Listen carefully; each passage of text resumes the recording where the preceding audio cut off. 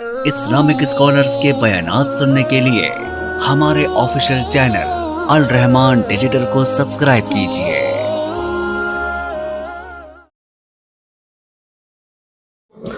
ولیمہ اور عقیقہ کی اول اور آخری مدت کیا ہے؟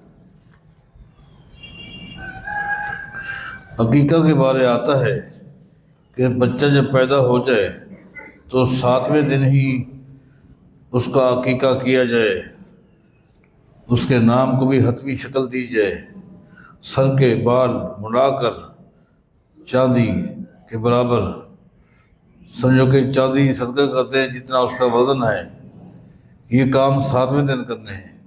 جو 14ویں دن اور 21ویں دن کی روایت ہے وہ سند ضعیف ہے۔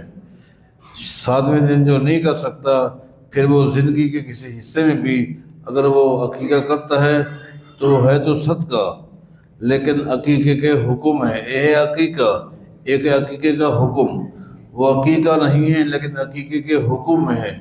جو ایک سمجھو کہ بچہ پیدا ہوتا ہے اور وہ گروی رہتا ہے، مختلف بیماریوں کے زد میں رہتا ہے، تو جب بندہ صدقہ کرتا ہے تو اللہ تعالیٰ وہ بندھن جو ہے وہ کھول دیتا ہے۔ لہٰذا بعد میں بھی یہ عمل کر سکتے ہیں، اس کے لیے کسی خاص دن کا یا تاریخ کا تعین نہیں ہے۔ عقیقہ جو ہے وہ 7ویں دن ہی ہے۔ رہا معاملہ ولیمے کا، ولیمے کا تو ولیمے کے لیے امام بخاری نے 8 دن کے لیے باب باندھا ہے کہ 8 دن تک آپ ولیمہ کر سکتے ہیں، لیکن اس میں ریا نہ ہو۔